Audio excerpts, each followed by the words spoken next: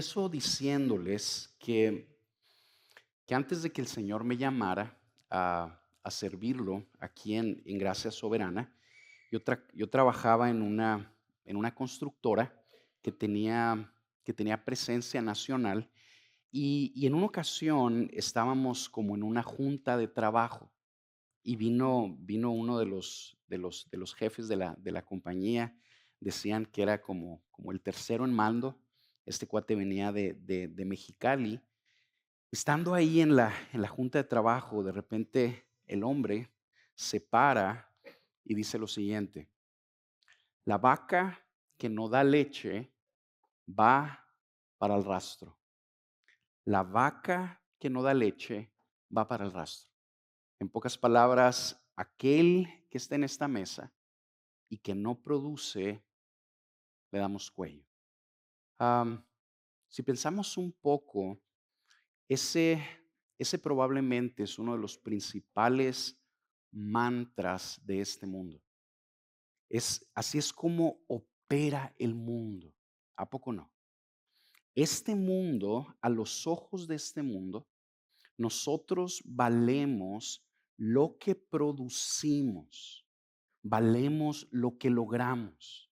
Y ese mensaje está tan arraigado en nuestra mente y en nuestro corazón que nosotros que vivimos en medio de este mundo mezquino, con gente a quien tú y yo no le importamos, nuestra tendencia natural es interpretar nuestra relación con Dios bajo ese mensaje también.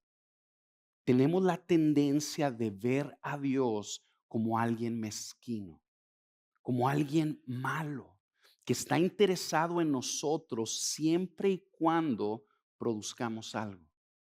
Tú y yo tenemos una tendencia natural a pensar que somos aceptados, aprobados, amados y bendecidos por Dios en base a o como resultado de lo que tú y yo hacemos por Él, en base a lo que producimos para Él con nuestro esfuerzo y obediencia. Y si nosotros fundamentamos nuestra relación con Dios en base a nuestro desempeño, en base a nuestras obras, eso nos esclaviza. El fundamentar nuestra relación con Dios en base a lo que tú y yo podemos hacer por Él nos engaña. Porque por un lado puede inflarnos si somos así como muy disciplinados, o por otro lado nos despedaza, ¿verdad? Porque nos damos cuenta que nunca cumplimos la medida. Y a la larga ese mensaje o ese principio nos lastima, nos daña y hasta puede destruirnos. Y no solo a nosotros, sino a la gente que nos rodea también.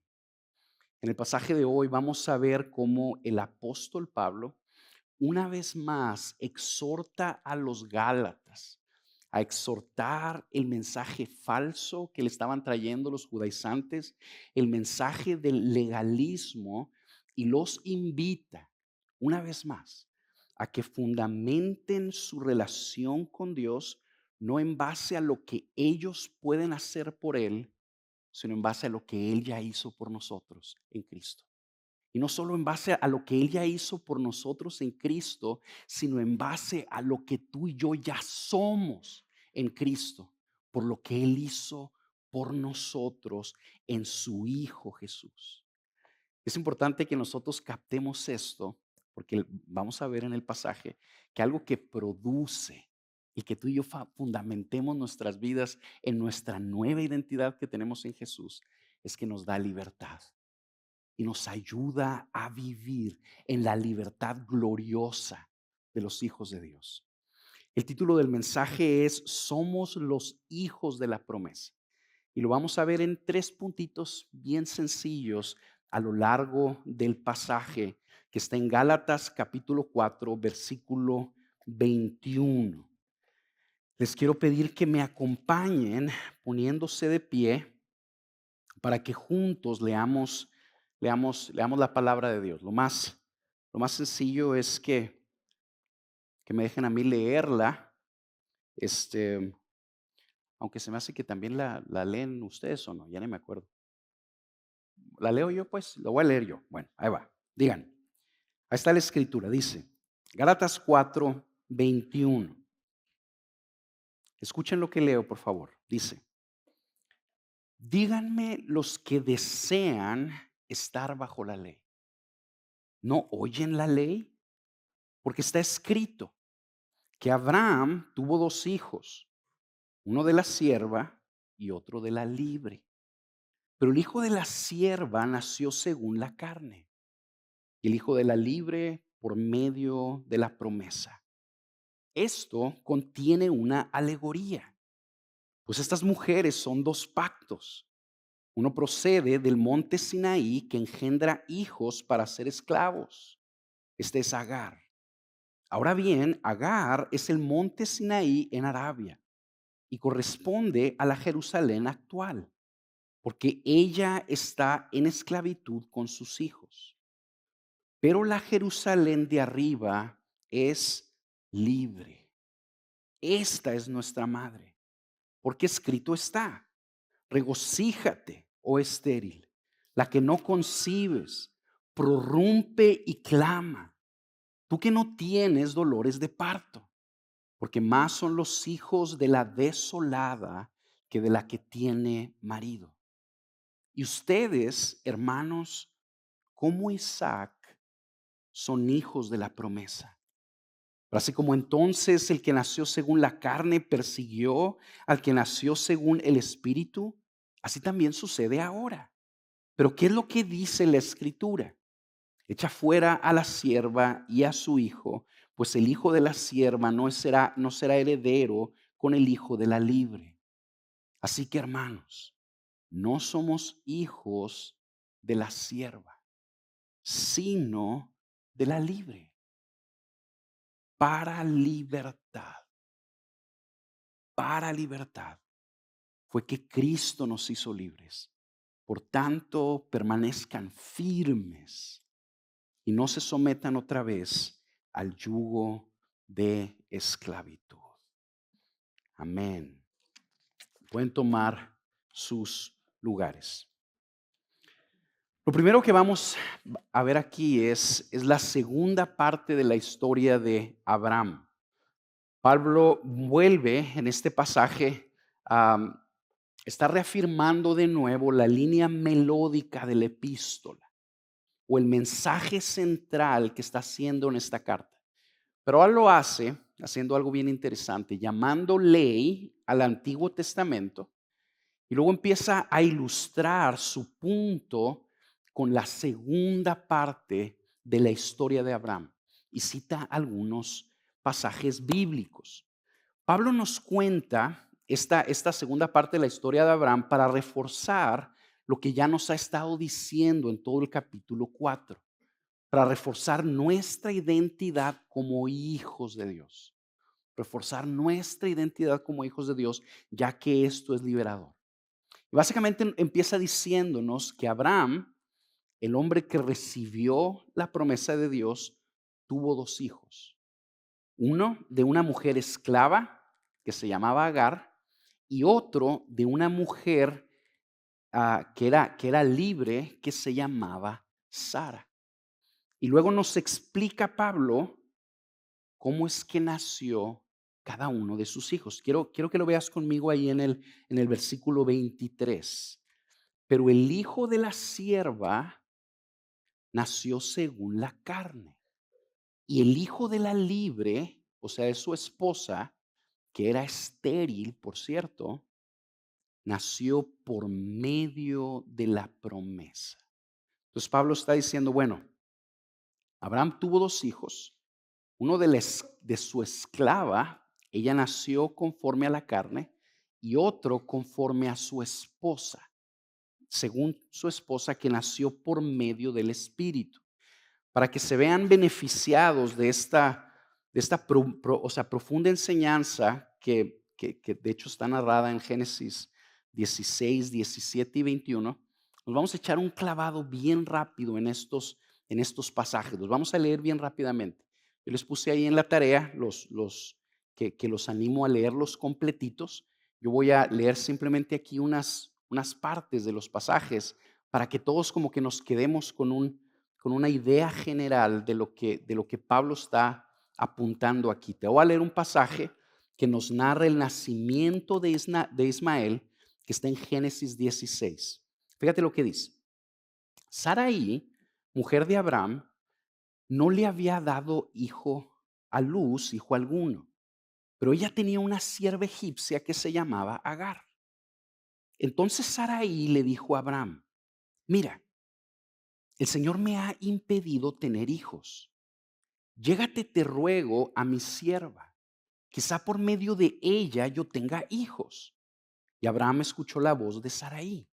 Y después de 10 años de habitar Abraham en la tierra de Canaán, Sarai, mujer de Abraham, tomó a su sierva Agar, la egipcia, y se la dio a su marido Abraham por mujer. Y Abraham se llegó a Agar y ella concibió.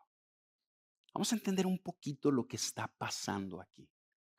El Señor le hace a Abraham una promesa en Génesis 12. Y esa promesa es: yo te voy a bendecir. Y una de las maneras en las que yo te voy a bendecir es que voy a multiplicar tu descendencia como las estrellas del cielo. Yo voy a ser tu Dios, Abraham, y el Dios de tu descendencia. Y por medio de ti y de tu descendencia, todas las familias de la tierra serán benditas. Esa es la promesa. Abraham ahí en Génesis 12 pone su confianza en esa promesa y viene entusiasmado. Se va con su esposa Sara, le cuenta la promesa que Dios le hizo, se van juntos a la tierra de Canaán y hacen su parte para tratar pues, de que la promesa fluya, ¿verdad? Se aplican para buscar tener hijos. Entusiasmados ven un futuro brillante. Están esperando el cumplimiento de esta promesa. Pero algo sucede, es que Sara no se embaraza. Pasa un año y no se embaraza. Abraham sigue haciendo su parte, me explico. 2 años, 3 años, 4 años, 5, 6, 7, 8, 9, 10 años y nada de hijos. Abraham y Sara empiezan a sentirse inseguros de lo que está pasando y son tentados de una manera natural a dudar. Empezaron a lo mejor cuestionándose: oye, ¿realmente entendimos correctamente lo que Dios nos había prometido o no? Yo imagino que Abraham estaba ahí y él concluía: no, yo sé lo que escuché de parte de Dios. Él me prometió una descendencia numérica. Vamos esperando en Él. Él va a cumplir su palabra. Con el paso del tiempo, yo imagino que llegaron a esta conclusión: esto no está funcionando. Es absurdo que estemos esperando. Después empezaron a preguntarse si ellos necesitaban hacer algo, producir algo para asegurar el cumplimiento de la promesa que Dios había hecho, que Dios les había hecho. Me imagino que ellos empezaron a preguntarse: a lo mejor yo necesito ayudarle a Dios para que cumpla lo que me ha prometido. Y bajo esta idea, yo necesito hacer algo para producir la promesa de Dios. Yo necesito hacer algo para asegurar que se cumpla el propósito de Dios para mi vida. En pocas palabras, el cumplimiento del propósito de Dios no depende solamente de Él, sino también depende de mí. Entonces yo tengo que hacer algo. Bajo esa idea, Sara le propone una genial idea a su esposo Abraham. ¿Por qué no tomas a mi sierva Agar por esposa y tienes un hijo con ella y así me das descendencia y a lo mejor así se multiplica nuestra descendencia y es tan numerosa como las estrellas del cielo? Ahí Abraham y Sara, saben, se convirtieron en los padres de esta frase: ayúdate que yo te ayudaré. Ayúdate que yo te ayudaré. En ese intento humano por lograr que se cumpliera la promesa de Dios, Pablo nos está diciendo que Abraham y Sara actuaron en la carne, que actuaron en la carne, no en fe, que fueron movidos no por el Espíritu Santo, sino que fueron movidos por el corazón engañoso de Abraham y Sara. Y de esa mala decisión, de ese error sucedió algo. Nació un niño que le pusieron Ismael, que es el padre, que es el padre, ¿saben ustedes de quién? De los musulmanes, de los musulmanes. Pero bueno, sigamos con la historia. Después de ese error, nos encontramos nosotros en Génesis 17, que el Señor sigue relacionándose con Abraham, casi como si nada hubiera pasado. Y es bien hermoso leer ese relato. Yo quiero animarte a que lo leas, porque tú vas a ver ahí una fotografía de la gracia de Dios. A pesar de que Abraham cometió un error que trajo consecuencias generacionales, la guerra de Israel con Hamás ahorita fue por este error. El odio de Irán y de los pueblos árabes contra los judíos fue por este error. Algo que es impresionante, que tú vas a ver en la escritura, es que el Señor, el amor y el propósito de Dios para Abraham no se ve frustrado o no cambia. La gracia de Dios para Abraham, el trato de Dios para Abraham no es cancelado, no es retirado, no es apagado. En pocas palabras, el propósito de Dios para Abraham no es frustrado. El propósito de Dios para Abraham sigue. Y la bendición de Dios para Abraham sigue sobre él, a pesar de su incredulidad y de su pecado. Pero fíjate lo que dice aquí en Génesis 17, en el versículo 4. Dice: en cuanto a mí, ahora mi pacto es contigo, y serás padre de multitud de naciones. Y no serás llamado más Abraham, sino que tu nombre será Abraham, porque yo te haré padre de multitud de naciones. Te haré fecundo en gran manera, y de ti haré naciones, de ti saldrán reyes. Estableceré mi pacto contigo y con tu descendencia después de ti, por todas sus generaciones, por pacto eterno, de ser Dios tuyo y de toda tu descendencia después de ti. Luego fíjate lo que dice el versículo 15. Entonces Dios le dijo a Abraham: a Sarai tu mujer no llamarás más Sarai, sino que Sara será su nombre. La bendeciré y de cierto te daré un hijo por medio de ella. La bendeciré y será madre de naciones. Reyes de pueblos vendrán de ella. Entonces Abraham se postró sobre su rostro y se rió y dijo en su corazón. ¿Te fijas la fe de Abraham? Una fe como la nuestra a veces, ¿verdad? Que duda. Pero Dios sigue siendo fiel con Abraham, como sigue siendo fiel con nosotros. Fíjate lo que dice. A un hombre de 100 años le nacerá un hijo, y Sara, que tiene 90 años, concebirá. Y Abraham le dijo a Dios: ojalá que Ismael viva delante de ti. Pero Dios le respondió: no, sino que Sara, tu mujer, te dará un hijo, y le pondrás el nombre de Isaac.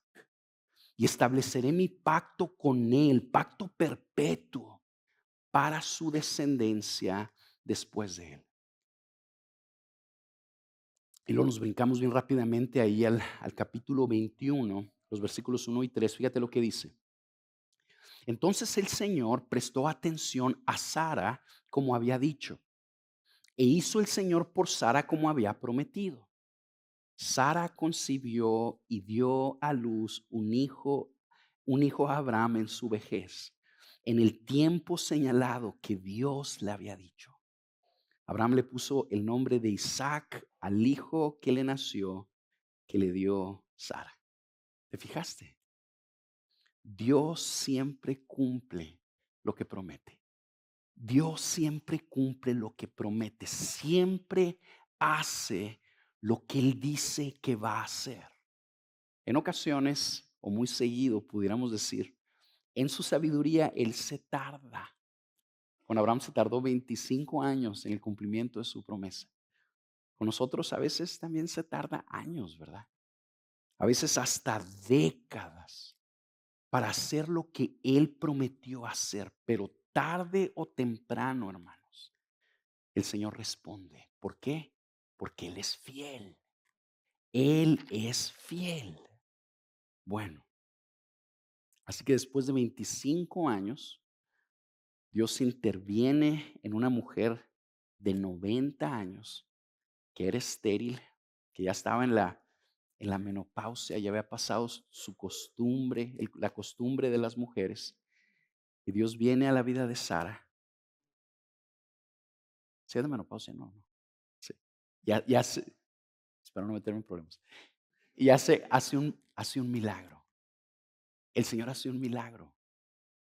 Y hace que esa mujer estéril conciba. Y por medio de ella nace un niño que le ponen Isaac.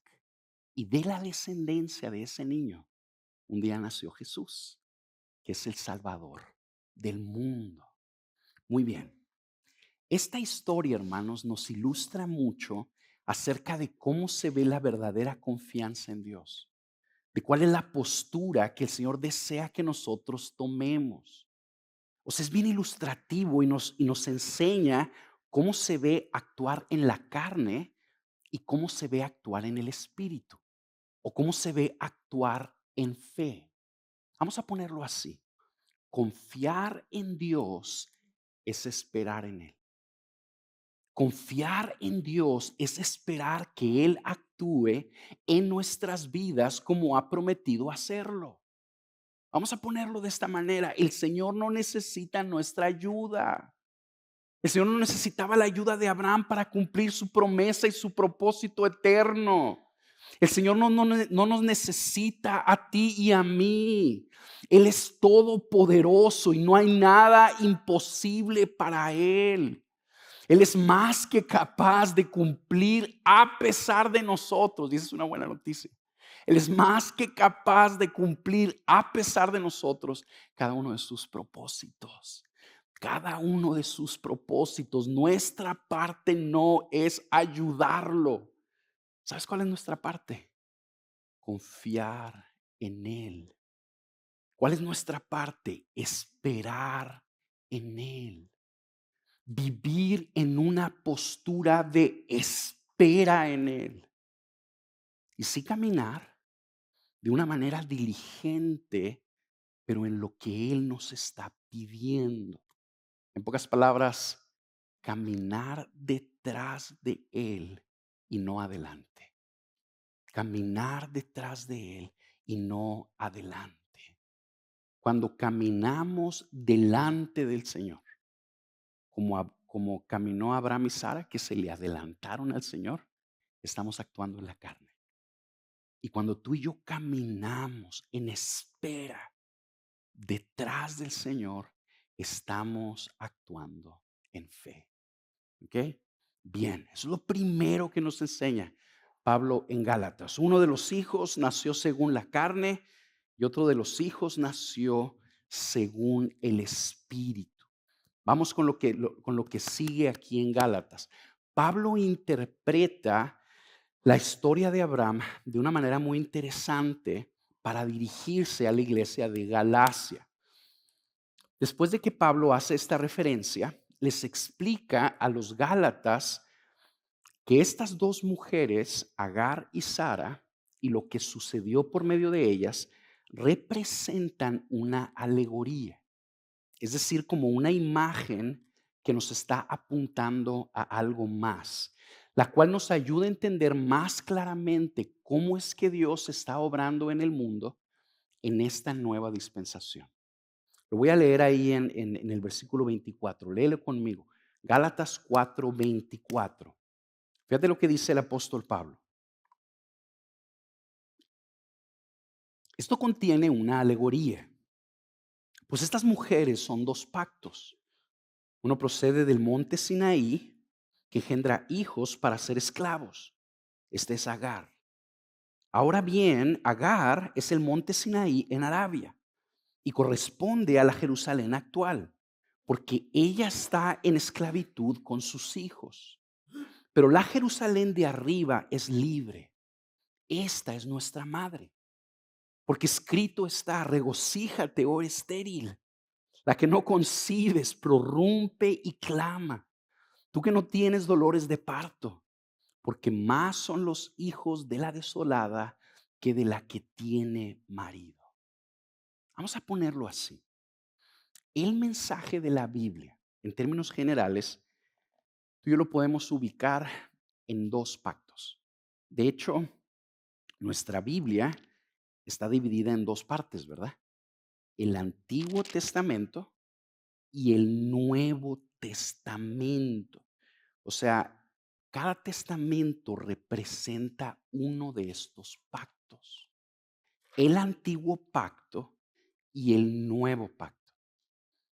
El antiguo pacto o el antiguo acuerdo solemne que Dios hizo con los hombres, nuestro pasaje nos dice que procedió del Sinaí, que se originó en Sinaí.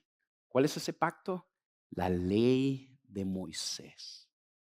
Y el nuevo pacto procede del nacimiento, de la muerte y de la resurrección de Cristo Jesús. Acuérdense en el pasaje de la última cena que Jesús parte el pan, toma el vino y luego les dice a sus discípulos: esta es mi sangre, copa del nuevo ¿qué? Nuevo pacto. ¿Se acuerdan? El nuevo pacto es inaugurado con la vida, muerte y resurrección de Cristo. Cultura general. El antiguo pacto lo podemos resumir en este mensaje: obedece y vivirás. Ese es el antiguo pacto. Y el nuevo pacto se pudiera resumir en este mensaje: cree en Cristo y vivirás. Cree en Cristo y vivirás. Dios establece el nuevo pacto y hace obsoleto el antiguo pacto. Algunos de ustedes se están preguntando por qué, ¿verdad?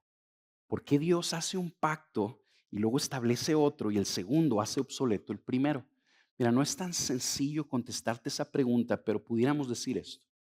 El primer pacto, el pacto de la ley, obedece y vivirás, era necesario, porque la ley, como vimos en el capítulo 3 en Génesis, nos apunta a nuestra necesidad del segundo pacto, del nuevo pacto. En pocas palabras, la ley nos enseña nuestra necesidad de un Salvador. El antiguo pacto apunta a la necesidad del nuevo pacto. Si tú eres nuevo y estás así como confundido con este paréntesis que hice, basta con que me captes lo siguiente. Dios estableció un nuevo pacto con el hombre. Y ese pacto fue por medio de su Hijo Jesucristo. Y este pacto es un pacto de gracia, donde Dios invita a los pecadores a que se acerquen a Él. Y todo pecador que responde, toda persona que responde y se acerca a refugiarse en Jesús, es recibida y perdonada y justificada. Nos ha estado diciendo Gálatas, ¿verdad? Y es justificada o puesta en buenos términos con Dios simple y sencillamente por haberse escondido por la fe en el Salvador. Ok, bueno, vamos a volver a la alegoría. El antiguo pacto del que se está hablando aquí es representado por Agar. Y nos está diciendo Pablo, ese pacto corresponde a la Jerusalén actual, que está en esclavitud y que tiene hijos para ser esclavos. Y el nuevo pacto es representado por la Jerusalén celestial, que corresponde a la iglesia. a todos aquellos que no se refugian en una ley, sino que se refugian en Jesús. Y es bien interesante porque Pablo lo que hace es que como que invierte los papeles. Piensa conmigo quiénes eran los falsos maestros que se estaban acercando a los Gálatas. Eran judaizantes, tenían una influencia judía. Eran judíos que habían creído en Cristo, que le estaban diciendo a esta iglesia que si ellos querían ser salvos realmente, no solo necesitaban creer en Jesús, sino que tenían que guardar toda la ley. Y que al guardar toda la ley y haber puesto su fe en Cristo, eran genuinamente salvos o genuinamente recibidos como hijos. Bueno, ¿cuál era el mensaje de estos tipos? Estos cuates no solamente se basaban en la Biblia, en el antiguo pacto para hacer sus doctrinas, sino que también se basaban en su linaje.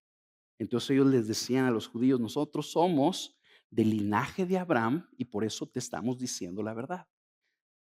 Somos los hijos de Sara, ¿ok? Para que me entiendan. Entonces agarra a Pablo y les voltea la pichada y les dice, ¿saben qué? Ustedes que se creen hijos de la libre, no son realmente libres. Ustedes son esclavos, porque se están refugiando en un pacto que no es representado por Sara, sino por Agar, que procede del monte Sinaí.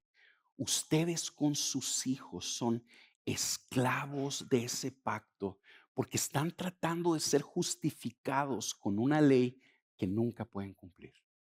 Y luego le dice a los Gálatas, y ustedes, Gálatas, que han puesto su fe en Cristo, aunque no sigan la ley de los mandamientos para ser justificados, ustedes son la Jerusalén celestial, son la iglesia, ustedes proceden de Sara y son la verdadera descendencia. Ok, ¿para qué Pablo está enseñándole todo esto con tanto detalle a los Gálatas? Bueno, en pocas palabras, ¿qué nos quiere decir a nosotros el Señor el día de hoy con este pasaje? Quiero que veas conmigo el versículo 28. Velo conmigo. Fíjate lo que Pablo le dice a los Gálatas. Y ustedes, hermanos, como Isaac, son hijos de la promesa. Ve lo que Pablo está diciendo aquí. O más bien, ve lo que el Señor nos está diciendo aquí a nosotros. Ustedes, gracia soberana, al igual que Isaac, nacieron por medio de la promesa que Dios le hizo a Abraham. Piensa un poquito conmigo en esto. ¿Cómo nació Isaac? Él no nació por causas naturales. Él nació por un milagro. Él no nació por voluntad humana. Él nació porque Dios decidió que naciera. Isaac nació por una obra sobrenatural que Dios hizo en su madre para traerlo al mundo, porque tenía un propósito específico con él. Quiero que te imagines esta escena conmigo. Imagínate a Sara sentada con Isaac. Ya Isaac a lo mejor tenía unos años de manera que ella podía entablar una conversación con él. Imagínate lo que Sara le decía a Isaac. Isaac, hijo, tú no eres un niño común.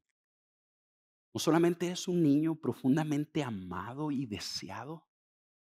Yo esperé 25 años para tenerte, hijo. Pero no solo eso, sino que tú, hijo, eres un milagro. Tú tienes que saber esto, Isaac. Yo soy estéril. Yo no puedo tener hijos. Pero Dios le hizo una promesa a tu papá. Y el Dios de tu padre es fiel, hijo. Y siempre cumple sus promesas. Y Él en el tiempo que Él decidió, cuando yo tenía 90 años, vino a mi vida, hizo un milagro en mí y permitió que tú nacieras. Isaac, Dios tiene un propósito grandioso para ti. Él va a multiplicar tu descendencia como las estrellas del cielo. Y por medio de ti, todas las naciones de la tierra serán bendecidas. Yo quiero que pienses conmigo en esto. ¿Cómo interpretaba Isaac su vida? Él interpretaba su presente y anticipaba su futuro basándose en el milagro que Dios había hecho en su vida. Me imagino que Isaac decía, yo soy el hijo de la promesa. Él interpretaba todo lo que venía a su vida bajo ese lente. Yo soy el hijo de la promesa. Su visión de vida estaba determinado por ese lente. Yo soy el hijo de la promesa. Y por medio de mí, todas las naciones de la tierra serán bendecidas. Ahora quiero hacer con ustedes lo que Pablo hizo con los Gálatas. Ustedes son los hijos de la promesa. Ustedes son los hijos de la promesa. Ustedes son hijos e hijas, no solamente profundamente amados y deseados por Dios, sino tú que estás en Cristo. Escúchame bien en esto. Tú eres un milagro. Tú que estás en Cristo eres un milagro. Tú estás en Cristo Jesús no por voluntad humana. Tú estás en Cristo Jesús no porque alguien te convenció de que creyeras el mensaje de la Biblia. Tú estás en Cristo Jesús no porque tus papás te trajeron a la iglesia. Tú has puesto tu fe en Cristo porque Dios, por medio de su Espíritu, vino a tu vida e hizo un milagro en ti. Te dio fe y te dio vida nueva. Vino a habitar dentro de ti. Tú naciste de nuevo por la obra milagrosa y sobrenatural del Espíritu de Dios en tu vida. Fíjate lo que dice el versículo 29. Pero así como entonces el que nació según la carne persiguió al que nació según el Espíritu, así también sucede ahora. Los judaizantes y los judíos estaban hostigando a los gálatas. El apóstol Pablo les dice, ustedes nacieron no por la carne, ustedes nacieron según el Espíritu, según el Espíritu Santo. Pero quiero repetir, tú naciste espiritualmente por la obra y la voluntad de otro. Tú naciste espiritualmente por la obra y la voluntad de otro. Tú naciste espiritualmente porque el Espíritu Santo vino a tu vida y te hizo nacer de nuevo. Ustedes no son una congregación, una asamblea de personas que nosotros, un grupo de pastores, hemos logrado reunir para formar esto que se llama Gracia Soberana. Todas estas personas que es humillante que estén viniendo con nosotros y se estén presentando con nosotros. Todas estas personas no están aquí porque nosotros de alguna manera como que los convencimos para que se integraran. Ustedes son los hijos de la promesa. Una asamblea de hijos e hijas amados que Dios de una manera soberana ha tomado y ha introducido en este cuerpo local de creyentes. Y a nosotros los pastores, ¿sabes cuál es nuestro trabajo? Servirlos, simple y sencillamente, servirlos. Algunos de ustedes pudieran, tú te pones a pensar en la historia de Isaac y tú dices, qué tremendo todo lo que tuvo que pasar para que naciera Isaac. Yo quiero que pienses conmigo todo lo que tuvo que pasar para que nacieras tú. ¿Cómo es que tú llegaste aquí? ¿Cómo llegaste aquí? Dios envió a su Hijo al mundo. Y Dios envió a su Hijo al mundo a que naciera, no a través de una mujer estéril, sino de una mujer virgen llamada María. Y luego Jesús vivió de una manera perfecta y nos enseñó el Evangelio. Y luego no solo nos enseñó cómo acercarnos a Dios, sino que murió en una cruz y se hizo maldito por nosotros. Murió recibiendo nuestro castigo. La maldición que nosotros merecemos recibir por causa de nuestra rebeldía, Jesús la recibió en la cruz para que por medio de su muerte la bendición de los siglos llegara a nosotros. Nosotros estamos aquí sentados y aquí plantados porque después de la resurrección de Cristo, cuando tú y yo nacimos, Dios nos buscó persistentemente. Él era el que nos estaba buscando. Tú y yo no estábamos buscando a Dios. ¿Dónde estábamos tú y yo? En nuestra arrogancia, en nuestra rebeldía y en nuestros pecados. Y a pesar de nuestro rechazo a Dios, de nuestra vida arrogante y sin sentido, el Señor nos alcanzó y Él nos convenció. Él abrió nuestros ojos y Él nos dio vida nueva. Él es el que lavó nuestros pecados. Él es el que nos santificó y nos ha dado de su espíritu y nos puso en este rebaño. Tú y yo estamos aquí por Él. Tú eres un milagro. Tú eres un milagro. Y tu vida tiene un gran propósito. El Señor te ha unido a Jesús. Porque por medio de su iglesia, de la que tú formas parte, va a bendecir a todas las familias de la tierra y las está bendiciendo. Tú y yo necesitamos captar esto, hermanos. Tú y yo necesitamos captar esto. No solo porque esto es dulce, sino porque esta verdad, la verdad del Evangelio, es sanadora y transformadora. Tú y yo necesitamos aprender a interpretar nuestra vida a la luz de lo que somos y a la luz de cómo surgió lo que tú y yo somos. Tú y yo debemos de interpretar nuestra vida bajo el lente de que somos los hijos de Dios, los hijos de la promesa y que estamos en Él por Él. Cuando tú y yo interpretamos nuestra vida y aprendemos a verla como un milagro de gracia, ¿sabes qué sucede?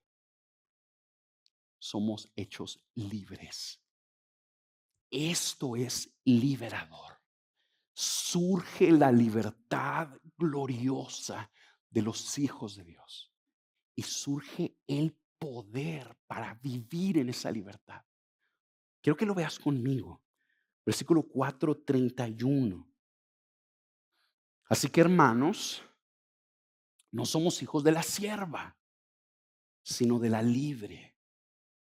Capítulo 5, versículo 1. Para libertad fue que Cristo nos hizo libres. Por tanto, permanezcan firmes y no se sometan otra vez al yugo de esclavitud. Quiero que veas conmigo cómo liga el apóstol Pablo la libertad con la identidad. Quiero que lo veas. Ustedes son hijos de la libre, ¿ok? Para libertad fue que Cristo nos hizo libres. El entender nuestra identidad de lo que somos en Cristo, el aprendernos a ver como hijos amados, como hombres y mujeres perdonados, que ya no hay condenación sobre sus cabezas.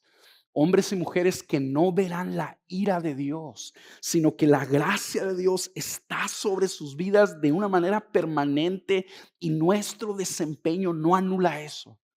Y que tú y yo aprendamos a vernos de esa manera, ¿qué es lo que produce libertad?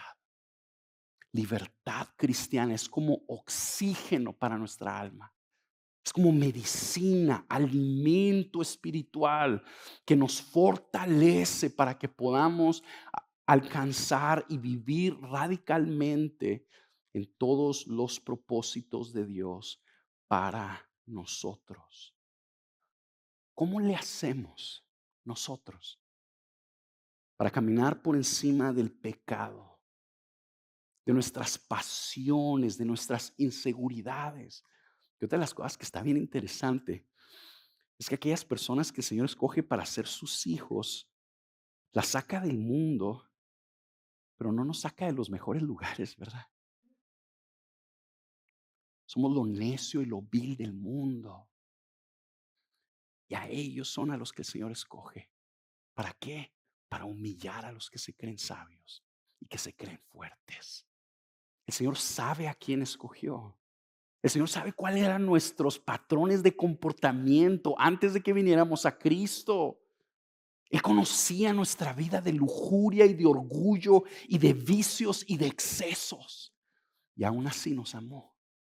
Y ahora que estamos en Cristo, que nos ha perdonado y que nos ha lavado, está enseñándonos a vivir en la vida nueva que tenemos. ¿Cómo le hacemos?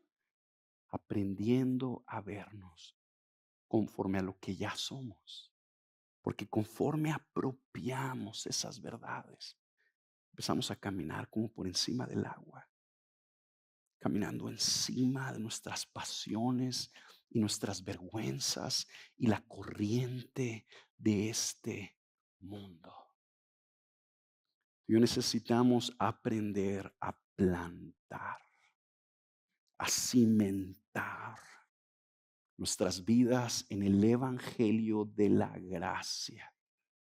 Aprender a disfrutarnos, a deleitarnos en la realidad de que somos aceptados incondicionalmente, que Dios es nuestro y que somos suyos y que eso nunca va a cambiar, que nadie puede romper esa liga. Necesitamos aprender a plantar nuestras vidas en eso, porque eso produce verdadera libertad cristiana. Una vida de obediencia radical a Jesús. Mira, quisiera tener yo el tiempo para, que viéramos cómo entender nuestra identidad como hijos cambia todo. Vamos a agarrar nomás un ejemplo, porque no tenemos tiempo de todo, ¿verdad? Pero tú aplica esto al ejemplo que tengas. Imagínate que tú estás batallando para ir a tu grupo de casa. Y una de las razones por las que estás batallando es porque el grupo de casa está ofendido contigo porque algo hiciste que los ofendió, ¿verdad? Entonces como que dices, ya no quiero ir, me siento inseguro, no me siento bienvenido. Fíjate cómo, si tú en ese momento, tú aprendes a verte como lo que ya eres, un hijo de Dios amado, que tiene el favor del Padre y que simple y sencillamente existe para hacer la voluntad del Padre. Tú puedes decir, bueno, pues yo voy a dar ese paso para agradar a Dios, aunque no me sienta cómodo con ellos, ¿verdad? El aprender a verte como lo que ya eres te libera y te permite dar esos pasos que te están estorbando para que tú avances en toda la voluntad de Dios para tu vida. Aplica ese mismo principio al caso que me pongas. Vas a ver cómo la verdad de quién tú eres en Cristo produce libertad en esa área también. Y si batallas, ven a platicar con nosotros y con gusto te ayudamos. Quiero terminar con esto. Tú y yo necesitamos cultivar una conciencia de quién ya somos. Esta verdad es bien importante, es revolucionaria. Tú y yo necesitamos aprender a vernos como lo que ya somos, como hijos de la promesa. ¿Cómo le hacemos? Quiero dejarte tres cositas bien prácticas que creo que te pueden ayudar a crecer en esto. Mira, ¿sabes por qué es tan importante? Porque el diablo todos los días está buscando lograr el propósito contrario en tu vida. ¿Sabes cómo se describe el diablo en la Biblia? Como el acusador de los hermanos. ¿Qué es lo que está haciendo el diablo continuamente? Te está acusando, te está señalando todo aquello que te falta. Te está diciendo que no puedes. Te está diciendo que tu vida no tiene un propósito glorioso, que no sirves para nada. Esas mentiras, el diablo continuamente nos las está gritando a nuestra mente, a nuestro corazón. Cuando tú y yo las creemos, eso nos hunde. Tú y yo necesitamos hacerle frente a eso. ¿Cómo? Cultivando una conciencia de gracia. 3 cosas prácticas, no son nada nuevo, no estamos inventando la rueda aquí. 3 cosas bien sencillas. Lee regularmente. Si me permites decírtelo, lee diariamente tu Biblia. Lee diariamente tu Biblia, buscando identificar cómo el Padre te ve a ti. Lee tu Biblia buscando ese mensaje, buscando ver cómo el Padre te ve y te define y te describe. Mira, nuestra tendencia natural es a leer la Biblia buscando qué, todo lo que estamos haciendo mal y todo lo que debemos de hacer que no estamos haciendo, ¿verdad? Así leemos la Biblia. ¿Te das cuenta cómo está la onda de las obras bien arraigada en nosotros? En lugar de leer la Biblia buscando lo que estás haciendo mal y lo que Dios quiere que hagas, lee la Biblia buscando cómo Dios te ve a ti. Lee la Biblia buscando cómo Dios te define a ti. Busca la voz de tu Padre en las Escrituras. Lo único que va a pasar es que día tras día el Señor por medio de su Espíritu te va a estar hablando. Tú vas a estar recibiendo un mensaje de Él. Y ese mensaje que recibas, tú agárralo. Y durante todo el día camina con ese mensaje. Y háblale a tu alma ese mensaje. Yo soy un hijo de la promesa. Yo soy un hijo de Dios. Dios está conmigo por la obra consumada de Cristo. No hay condenación sobre mi cabeza. Él me ha perdonado. Háblate esa verdad. Número 2. Ora persistentemente, pidiéndole al Señor que te muestre quién eres ante Él o quién eres para Él. Mira, el caminar con Cristo no es una religión humana. No funciona. El que tú simple, o sea, si tú estás tratando de seguir a Jesús, o sea, como diciendo, ¿sabes qué? Pues de qué se trata esto, de que yo agarre la Biblia y la aplique a mi vida y simple y sencillamente trate de ser mejor persona. Déjame decirte algo, esto no funciona así. Seguir a Jesús es algo sobrenatural, que empezó con algo sobrenatural. Tú y yo somos un milagro del Espíritu Santo. Pero no solamente empezó con algo sobrenatural, sino que continúa día tras día por medio de una obra sobrenatural. Tú necesitas que el Espíritu Santo te ilumine y te muestre quién tú eres. Pídeselo, pídeselo. Tú necesitas esa iluminación más que otro trabajo. Tú necesitas esa iluminación más que saber con quién te vas a casar, mano. Tú necesitas esa iluminación más que el aire que respiramos, casi, me explico. Esto determina cómo tú y yo vivimos. Entonces pídeselo. ¿Cuánto tiempo debo de pedírselo? Toda la vida. Toda la vida. Recuerda esto conmigo. El Señor trabaja lento con nosotros. El Señor no hace obras express. Él no tiene prisa. Tú y yo sí tenemos, ¿verdad? Tú y yo somos la generación del microondas. Queremos todo de volada. Dios no tiene prisa. Él está haciendo una obra en tu vida y en mi vida.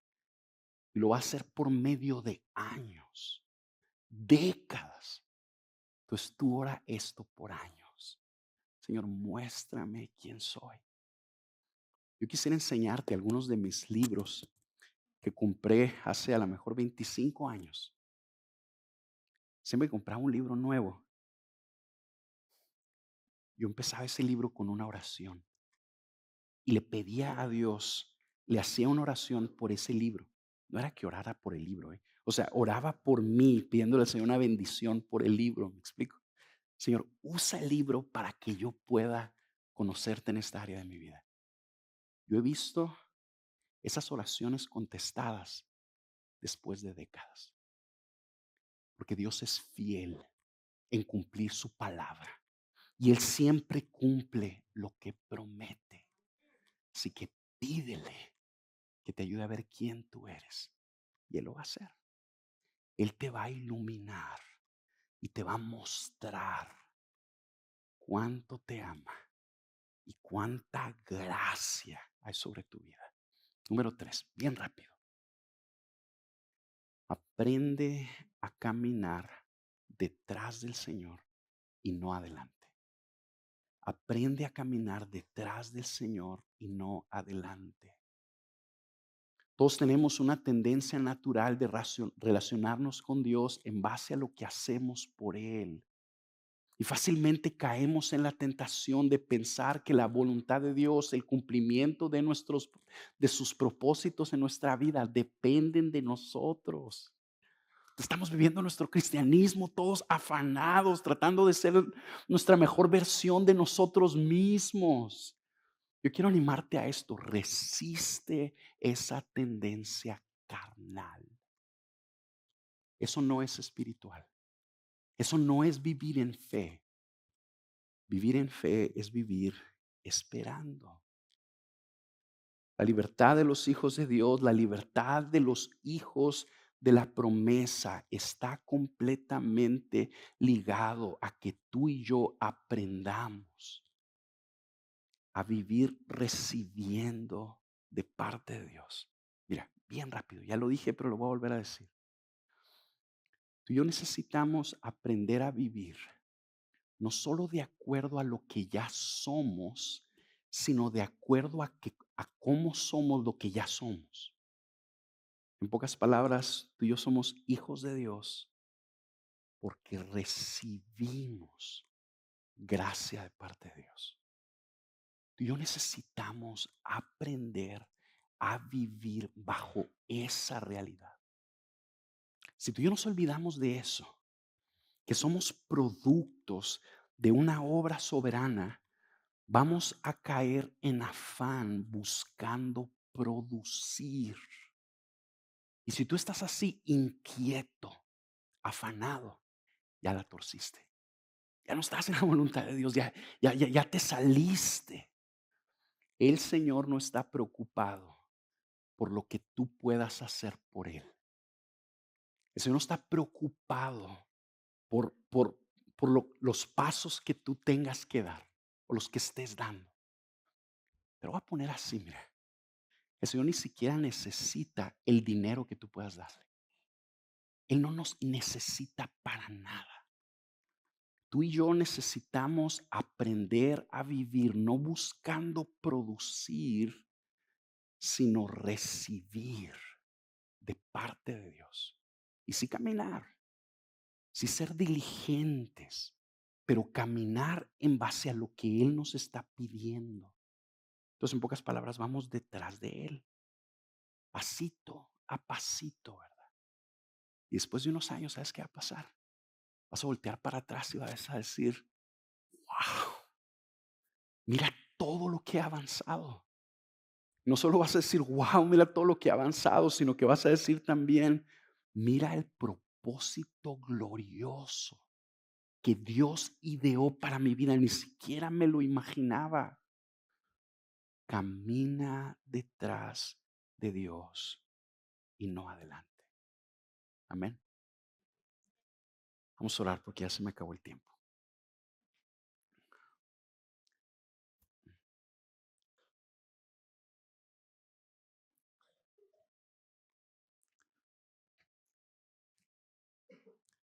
Señor, yo quiero darte las gracias